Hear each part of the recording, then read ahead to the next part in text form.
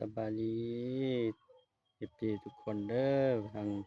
ไทยต่างประเทศฝากกดไลค์กดแชร์ในเด้อติดตามให้ในช่องเบาโดมื้อนี้ก็มาเก็บกาแฟบางส่วนนี่แหละ วันที่1เดือน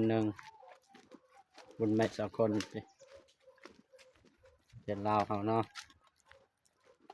นี่มาเป็นกันมาเก็บกาแฟว่าสิได้หลายหรือบ่พี่น้องเอ้ยเราเล่นบุญปีใหม่เฮาเก็บกาแฟแหน่เฮาบ่มีเงินคือเขาเอาเราเก็บกาแฟนี่อยู่ส่วนนี่แหละเห็น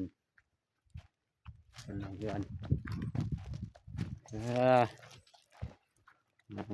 าดูนำกันมาสิได้ลายบอลนี่กระเจาะให้มันเต็มนี่1 ชั่วโมงเต็มกระเจาะนี่มาเก็บเก่งนี่เธอเก็บได้ลายที่สุดเลยพี่น้องเอ้ยนี่ก็มาลุ้นเบิ่งนำกันมาเก็บกาแฟอยู่ได้ลายหรือบ่ลายนี่หมากอยู่นี่หมากอยู่นี่เอ้ยมาเด้อ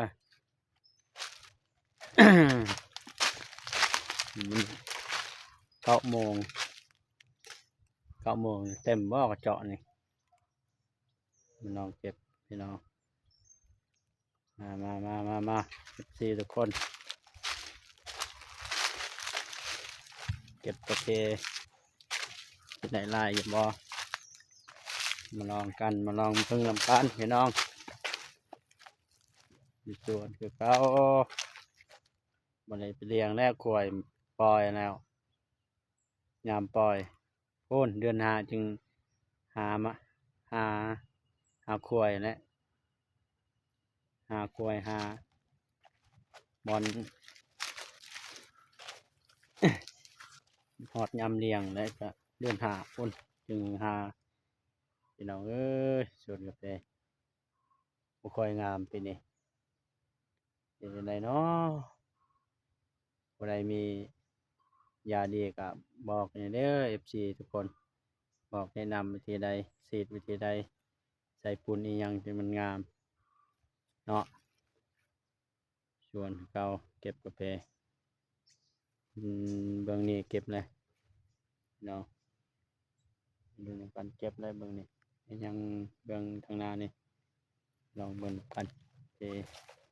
ได้หลายบ่นี่บ่หลายก็มาลุ้นนำกันมาเบิ่งนำกันพี่น้องมา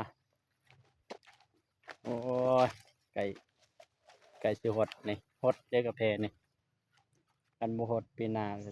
คือสิบ่มากปานใดต้องได้หดพี่น้องเอ้ยจำเป็นได้หดนี่เนาะคันเฮาบ่หดนี่มันบ่มาก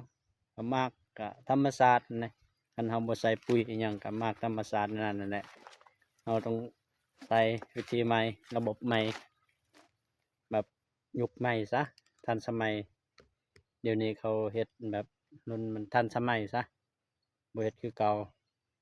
สมัยตะกี้เขาไปเนาะมีคนมาบ่อ๋ออันนี้โอ้ยงัวเนาะคิดว่าคนมาหา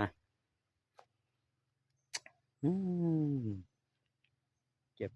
กบตัวใดเนาะสิเก็บแหน่กบตัวนี้แหละจะเป็นเก็บกบนี่แหละนี่บ่งามปานใดกบนี่นี่พี่น้องเอ้ยนี่คือมันสิตายเนาะสิน่าสิได้รวยนำเข้าอยู่บ่ เขาเล่นบุญเล่นศีลเนาะวันที่1 เดือน 1บุญใหม่สากลลาวเฮาโอ้ยนี่คือบ่ได้ไปนะพี่น้องเอ้ยอยู่หลังอยู่สวนคือเก่านี่แหละบางคนมันทุกข์นั่นแหละหาเก็บหาเพนี่แหละ คันบ่เก็บก็มีไฟเก็บนะแม่ก็บ่สบายจะเป็นได้เก็บหาบ่หาก็บ่มีไฟหาเลยพี่น้องเอ้ยฝากติดตามไปเด้อพี่น้องมาเบิ่งนี่มากโตนี่มันมากสุกกสำนีบาดโททุกต้นมาอันนี้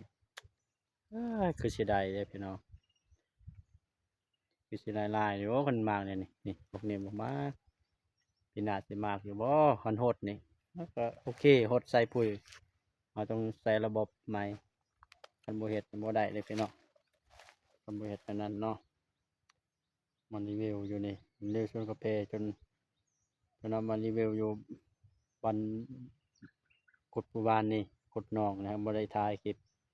เมื่อยแฮงเนาะพี่น้องบอนโฟมน้ำมันแหละบอนที่โฟมแทงน้ำอยู่ลมโฟมเกินพี่น้องเมื่อนั้นแป้งจักอ้ายเกือบบ่ได้เกือบที่หมดลายเกิดว่าหมดลายแล้วพี่น้องเมื่อนั้นโอ้ยตายสิดีใบพัดมันใบพัดมันแข็งเนี่ยมันดินมันติดมันเกาะอยู่ในหันแหละดิดตินพี่น้อง วันนี้ก็สิขอจบคลิปสำนี้เนาะปิดคลิปสิเก็บกาแฟก็กดไลค์กดแชร์กดติดตามไปเด้อพี่น้องช่วยดันซองบาวโดกดติดตามไปเด้อขอขอบใจ